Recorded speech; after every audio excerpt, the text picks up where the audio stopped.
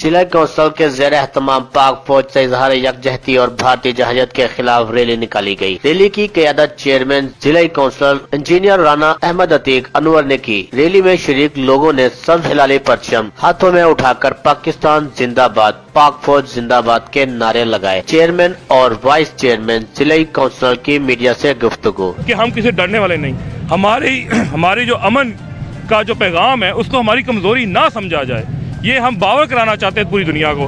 آج یہ جگہ جگہ میڈیا پہ، ہندوستان کے میڈیا پہ یہ شور مچایا جا رہا ہے کہ یہ جو ہمارے امن کی بات کر رہے ہیں یہ ڈر گئے ہیں۔ امن ڈرنے کی بات نہیں ہے، امن کا مقصد یہ ہمارا دین ہے، امن پوری دنیا کے لیے ہم چاہتے ہیں۔ ان کو نظر آ گیا جس طرح ان کے ساتھ جو سلوک ہوا ہے وہ اب شرمسار ہے، اقوام عالم میں بھی شرمسار ہو چکے ہیں۔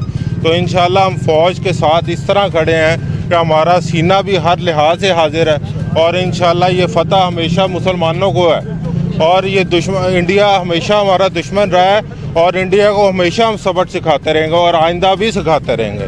کیمرہ مین زین شاہد کے ساتھ جنید شاہد، راز نیوز، چنڈیالہ شیر خان۔